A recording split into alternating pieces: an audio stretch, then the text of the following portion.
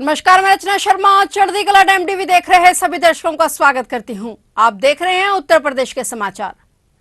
उत्तर प्रदेश के मुख्यमंत्री योगी आदित्यनाथ ने रविवार को सिविल कार्मिकों को सिविल सेवा दिवस की बधाई और शुभकामनाएं देते हुए उनसे पूर्ण समर्पण और परिश्रम के साथ कर्तव्य पथ पर गतिशील रहने की अपेक्षा की है। सीएम योगी ने कहा कि सभी कर्तव्यनिष्ठ सिविल कार्मिकों को सिविल सेवा दिवस की हार्दिक बधाई एवं शुभकामनाएं देता हूं। इस शुभ अवसर पर कामना है कि आप सभी पूर्ण समर्पण और परिश्रम के साथ अपने कर्तव्य पथ पर सदा गतिशील रहें। इस दौरान सीएम योगी ने उन्हें प्रेरित करते हुए कहा कि विकसित उत्तर प्रदेश के संकल्प की सिद्धि में आप सभी की भूमिका महत्वपूर्ण है। भारत सरकार ने वर्ष 2006 से प्रत्येक वर्ष 21 अप्रैल को सिविल सेवा दिवस मनाने की शुरुआत की है।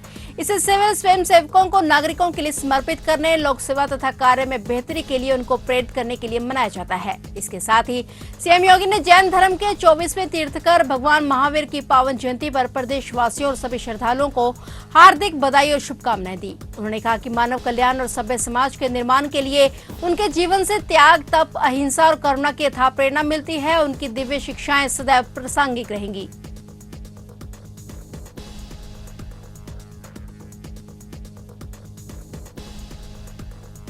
मुख्यमंत्री योगी आदित्यनाथ ने कहा कि लोकसभा चुनाव का प्रथम चरण संपन्न हुआ है। देश के अंदर प्रधानमंत्री मोदी जी के 10 वर्ष के कार्यकाल को लेकर लोगों में जो उत्साह है वह वोट में बदल रहा है। सीएम योगी अपने सरकारी आवास पर मीडिया से बातचीत कर रहे थे। उन्होंने कहा कि प्रचंड बहुमत के साथ पीएम मोदी के नेतृत्व में फिर से भारतीय जनता पार्टी नेतृत्व की एनडीए की सरकार बनने जा रही है। इसमें कोई संदेह होना ही नहीं चाहिए। जनता जनार्दन के द्वारा विपक्ष के लोगों का झूठ का पर्दाफाश किया जा रहा है। एक सवाल के जवाब में मुख्यमंत्री योगी आदित्यनाथ ने कहा कि गैर भाजपा शासित राज्यों में होने वाली हिंसा तुष्टीकरण की नीतियों का दुष्परिणाम है। सीएम योगी ने कहा कि पूरा देश जानता है कि प्रधानमंत्री नरेंद्र मोदी के प्रयास से ही रामलला का 500 वर्षों बाद अयोध्या में आगमन संभव हुआ है। देशवासियों के लिए पीएम मोदी के प्रति कृतज्ञता ज्ञापित करने का ये अवसर है। लोकसभा चुनाव का प्रथम चरण संपन्न हुआ है। देश के अंदर प्रधानमंत्री मोदी जी के 10 वर्ष के कार्यकाल को लेकर के लोगों में जो उत्साह है, यह उत्साह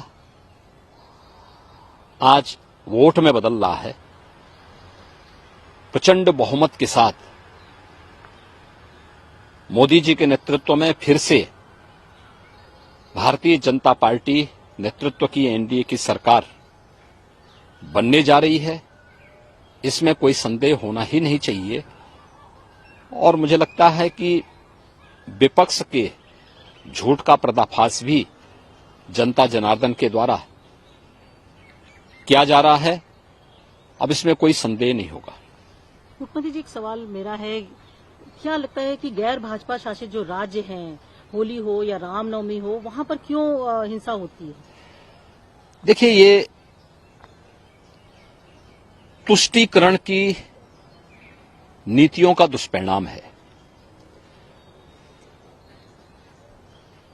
चाहे अभी रामनवमी के अवसर पर या इससे पहले होली के अवसर पर वेस्ट बंगाल के साथ साथ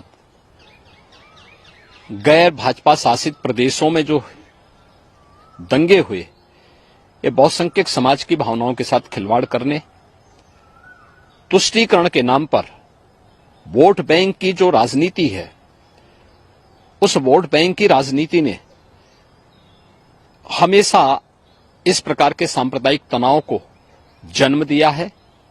आपने रामनवमी के अवसर पर देखा होगा, वेस्ट बंगाल में फिर से रामनवमी की शोभा यात्राओं पर हमले हुए।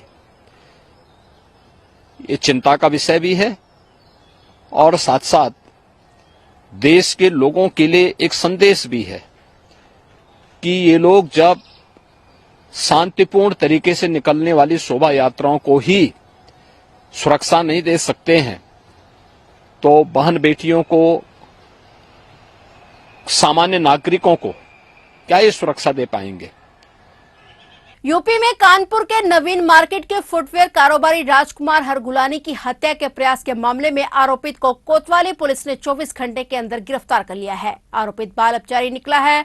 प्रारंभिक पूछताछ में वह बार बार बयान बदल रहा है। हालांकि पुलिस ने निष्कर्ष निकाला है कि आरोपित ने कारोबारी की डांट से नाराज होकर ये कदम उठाया। पुलिस के मुताबिक सिंधी कॉलोनी निवासी राजकुमार हरगुलानी उर्फ राजू की नवीन मार्केट में राजू फुटवेयर के नाम से दुकान है और जो रात करीब 9:15 बजे चमनगंज निवासी उनका पूर्व कर्मचारी दुकान पर पहुंचा और जाते ही चाकू से पेट पर हमला शुरू कर दिया। एक के बाद एक कई बार से उनका पेट फट गया और आंतें बाहर निकल गई और घायल कारोबारी की रेजिडेंसी अस्पताल में इलाज जारी है, जहां उनकी हालत अभी भी गंभीर बनी हुई है। इंस्पेक्टर कोतवाली संतोष कुमार शुक्ला ने बताया कि आरोपित को गिरफ्तार कर लिया गया है। उसकी उम्र महज 15 साल है। फिलहाल लेन देन का विवाद नहीं, बल्कि ऐसा लग रहा है कि कारोबारी ने काम के समय उसे डांट दिया होगा, जो उसे अच्छा नहीं लगा। डॉक्टरों के अनुसार घायल कारोबारी के पेट पर 9 घाव मिले हैं और एक बार उनकी गर्दन पर और बचाव में एक चाकू का वार उनके हाथ पे लगा है। इस तरह से आरोपित ने उन पर 11 बार चाकू से हमला किया।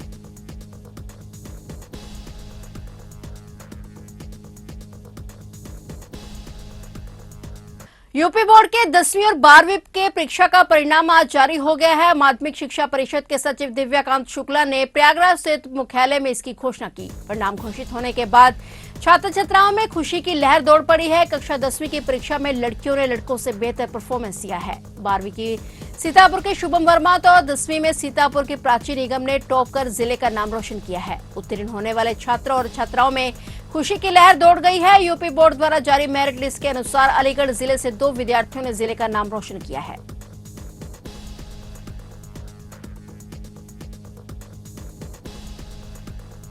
कांग्रेस के सूत्रों की माने तो 27 अप्रैल को कांग्रेस नेता राहुल गांधी अमेठी से नामांकन कर सकते हैं। इस सीट पर 26 अप्रैल से 3 मई तक नामांकन होना है। राहुल गांधी अमेठी सीट से उम्मीदवार होंगे। सूत्रों का दावा है कि राहुल गांधी 27 अप्रैल को अमेठी आ सकते हैं, जो वायनाड में चुनाव के बाद अमेठी की तरफ रुख करेंगे। जानकारी के मुताबिक राहुल गांधी 27 अप्रैल को अमेठी दौरे पर आकर एक जनसभा करेंगे। जनसभा करने के बाद राहुल अमेठी में रुककर अगले दिन नामांकन करने जाएंगे। वहीं राहुल गांधी के अमेठी से भी लोकसभा चुनाव लड़ने को लेकर तैयारियां तेज कर दी गई हैं।